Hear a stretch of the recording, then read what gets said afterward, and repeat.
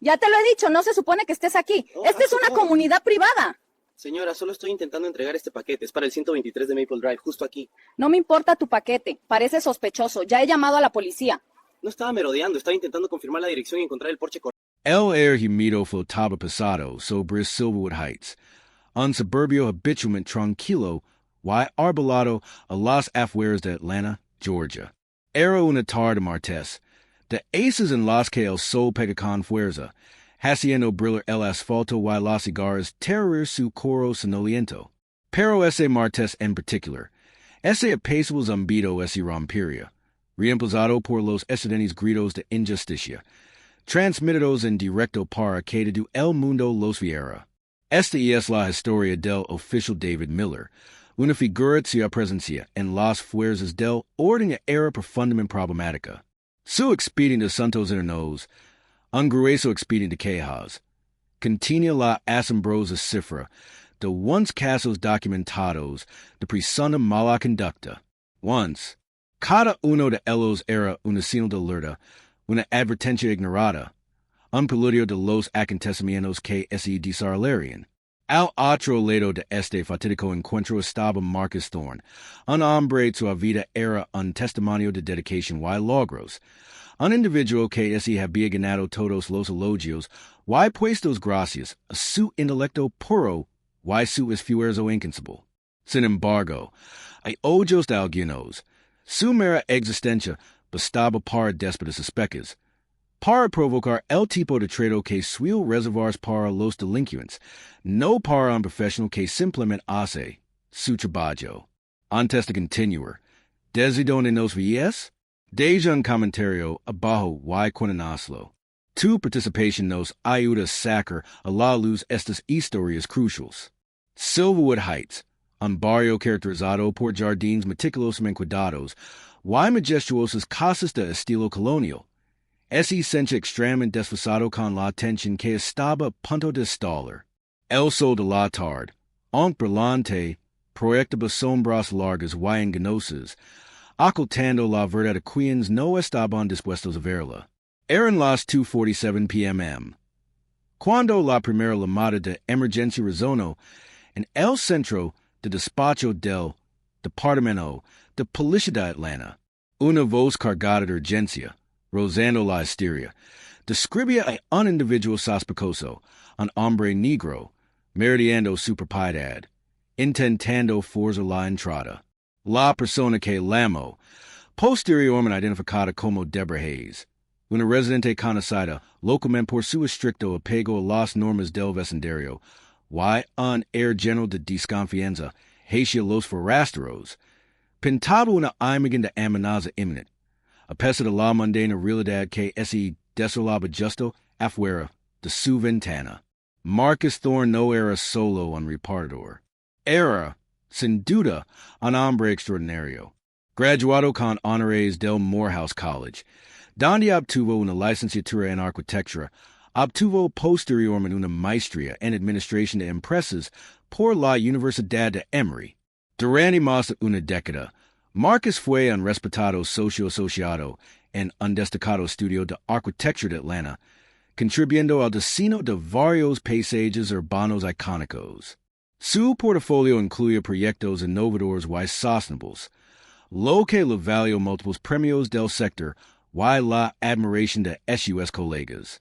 Más allá de su vida profesional, Marcus estaba profundamente involucrado en su comunidad, participando como voluntario en un programa local de mentoría juvenil y formando parte de la junta directiva de una organización sin fines de lucro dedicada a iniciativas de vivienda asequible.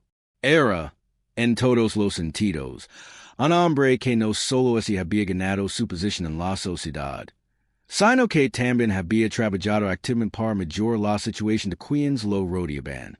El trabajo de repartidor era simplemente una forma de complementar sus ingresos, de financiar su sueño de fundar su propio estudio de arquitectura, una empresa que requería un capital considerable.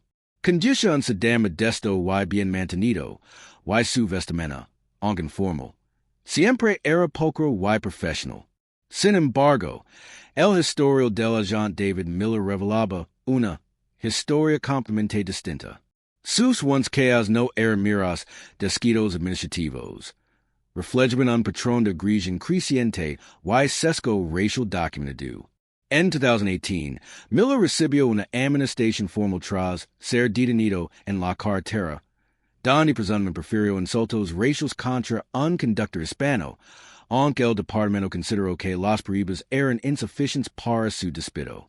Tan solo un año después, en 2019, fue suspendido 5 días sin goce de sueldo tras confirmar una investigación interna que había usado fuerza excesiva durante el arresto de un hombre negro sin hogar por meritar, incidente que le provocó una fractura de brazo.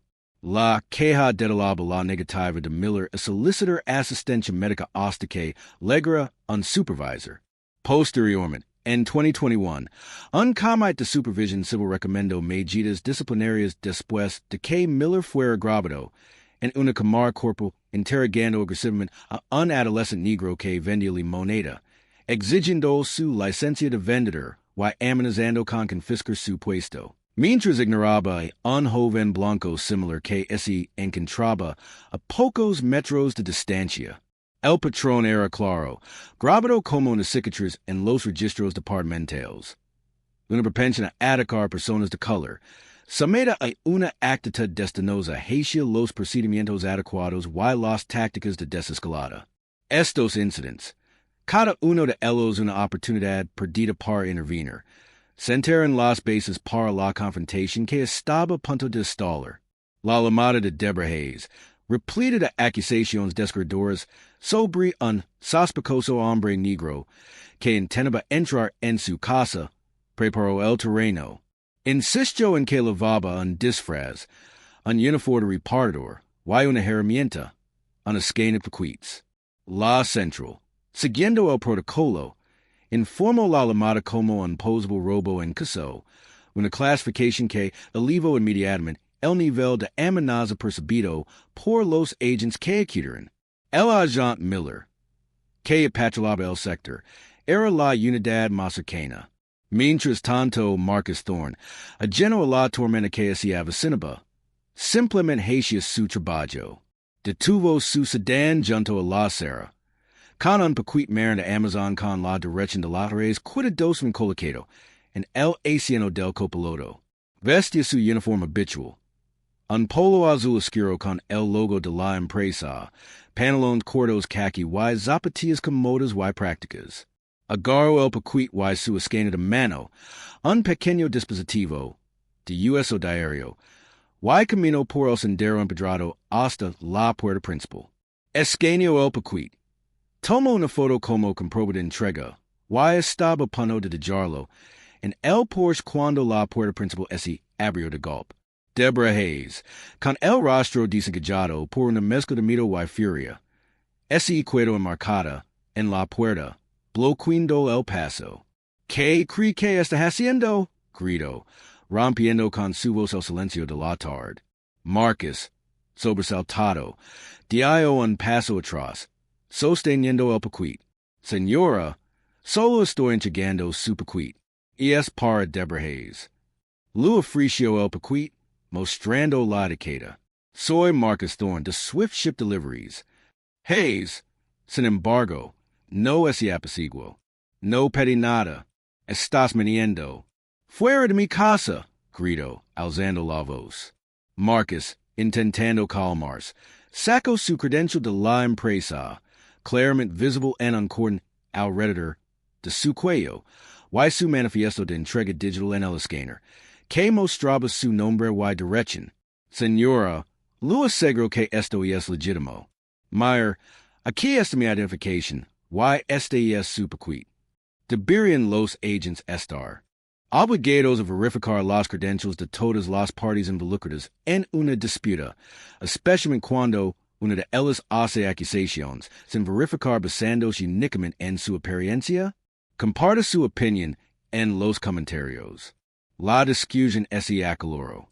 Hayes siguió gritando, acusándolo de intentar estafarla, de ser un intruso. Fue entonces cuando la patrulla del agente Miller se detuvo en seco junto a la acera, con las luces destilando y las sirenas sonando brevemente. Salio del vehiculo, con la mano en su arma, y su actitud inmediatamente confrontativa. Todo bien, ladro, fallando la mirada en Marcus. Antes de que Marcus pudiera responder, Deborah Hayes se abalanzó sobre él, señalándolo con un dedo tembloroso. Agent, este hombre intenta entrar en mi casa, y es un impostor. Tiene identificaciones falsas. Miller, sin dudarlo un instante, centró toda su atención en Marcus. Bien, ¿qué pasa? Preguntó con tono acusador. Marcus, con el paquete y su identificación en la mano, intentó explicarse. Agent, soy repartidor. Este es el paquete de las Hayes. Tengo la identificación de mi empresa, y el manifiesto. Le mostró su identificación. Una tarjeta plastificada con su foto, nombre y el logotipo de la empresa. Miller simplemente la miró con una mueca de desdén. Cualquiera puede falsificar eso, replicó, dejando la mano del arma para sujetar el brazo de Marcus. ¿Tiene alguna otra identificación? Licencia de conducir? Marcus, sintiendo la adrenalina, sacó rápidamente su licencia de conducir de la cartera. Miller la arrebató, sin apenas mirarla, antes de volver la mirada hacia Hayes. Señora, ¿es este el hombre por el que llamo? Hayes asintió vigorosamente, con los ojos abiertos, con lo que parecía ser miedo fingido. La situación se descontroló rápidamente. Miller, ignorando los repetidos intentos de Marcus por explicarse, su identificación profesional y el paquete claramente dirigido, comenzó a interrogarlo agresivamente. ¿Por qué molesta a esta mujer? ¿Cuál es su verdadero motivo? Insistió, alzando la voz. Marcus, intentando mantener la compostura, afirmó con firmeza, mi motivo es entregar un paquete, agent. Nada más. Pero Miller no lo escuchaba. Empezó a partir Marcus del Porsche, empujándolo hacia la patrola. Vienes conmigo, amigo. Lo solucionaremos en la comisaría. Para entonces, varios vecinos, atraídos por la conmoción y las luces intermitentes, se habían reunido en sus porches y aceras, algunos grabando abiertamente el incidente con sus teléfonos. La mirada silenciosa y vigilante de la comunidad fue testigo de la injusticia que se estaba cometiendo. Un vecino, el señor Henderson, director de preparatoria jubilado, se adelantó con cautela. Oficial, six el joven entregando el paquete. Es repartidor, lo he visto antes. Solo está haciendo su trabajo. Miller, sin embargo, lo fulminó con la mirada. No se meta en esto, señor. Esto es asunto de la policía. Justo cuando Miller estaba a punto de exponer Marcus, un segundo coche patrola, sin distintivos, se detuvo bruscamente. La sargento Eleanor Vance, una supervisor experimentada y reconocida por su integridad, apareció con expresión sombría. Había estado escuchando las llamadas de la central y el tono cada vez más agudo de Miller. Observó la escena. Marcus, desconcertado y frustrado, siendo maltratado por Miller, Deborah Hayes, sin dejar de señalar y gesticular. La creciente multa de curiosos, con los teléfonos en alto, Vance enterceró los ojos al acercarse. Oficial Miller, ¿cuál es la situación? Preguntó con voz tranquila pero firme. Miller, ligeramente nervioso, comenzó a explicar. Sargento, tenemos a un individuo sospechoso, posable robo. El propietario afirma que está falsificando su identificación. Vance lo interrumpió, dirigiendo su mirada a Marcus, luego al paquete, luego al cordón de identificación a Marcus que, colgaba de su cuello, y finalmente al carnet de conducir que Miller aferraba en su mano. Oficial Miller, dijo lentamente, bajando la voz hasta convertirse en un susurro peligroso, libera al señor Thorne. Inmediatamente. Miller dudó, luego, a regañadientes, soltó el brazo de Marcus. Vance se giró hacia Marcus. Señor Thorne, le pido disculpas. puedo ver su identificación. Marcus, aliviado, lo entrego su identificación de la empresa, y su licencia de conducir. Vance los examinó cuidadosamente, y luego ese los devolvió. Gracias, señor. Puede irse. Por favor, del paquete en el Porsche. Mientras Marcus obedecia, Vance y Gyro hacia Miller. Su voz ahora era una orden baja, y escalofriante. Official Miller, game su placa, y su arma. Queda relevado del servicio, con efecto inmediato. El silencio que siguió fue ensordecido, roto solo por el lejano zumbido de las cigarras.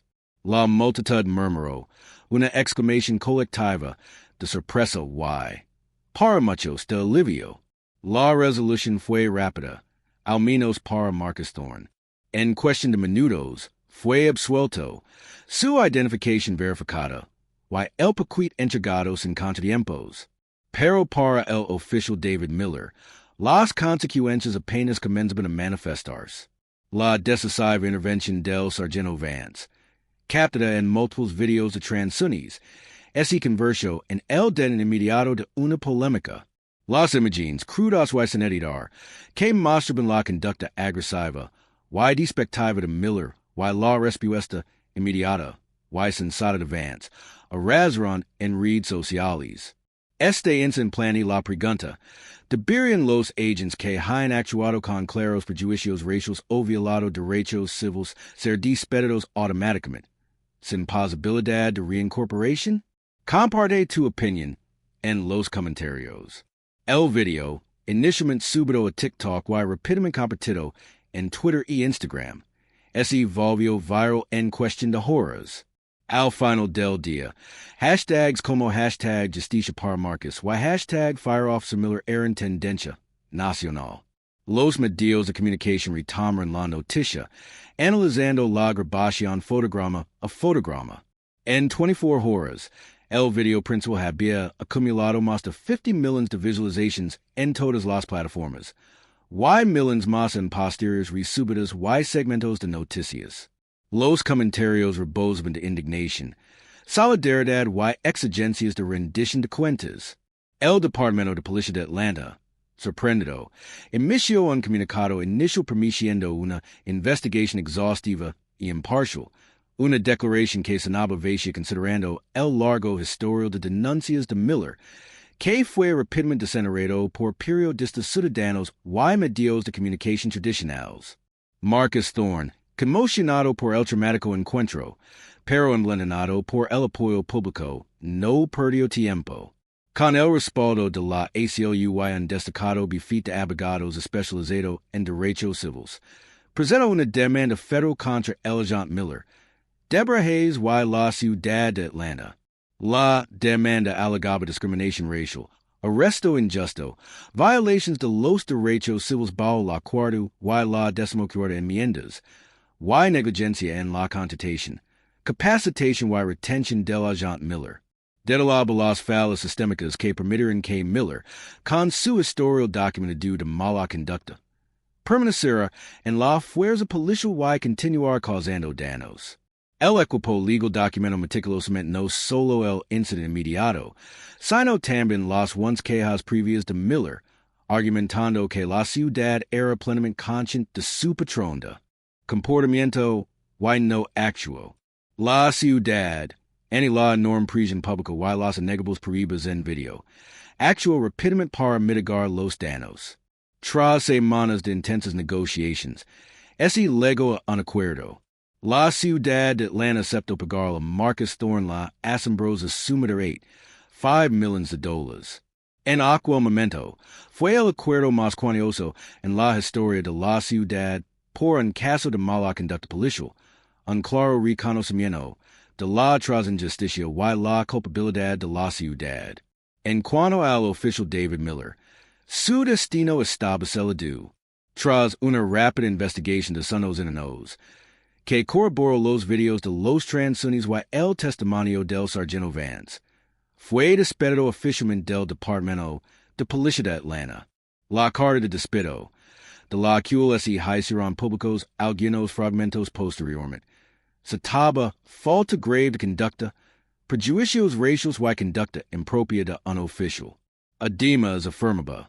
Las acciones del oficial Miller demuestran un profundo desprecio por los derechos constitucionales de los ciudadanos y una incapacidad para desempeñar sus funciones con imparcialidad, lo que erosiona la confianza pública. El Departamento inició el proceso de decertificación y el Consejo de Normas y Capacitación para Oficials de Paz de Georgia Post, lo que garantizó que Miller nunca más pudiera ejercer como agente del orden público en el estado de Georgia, poniendo fin a su carrera policial.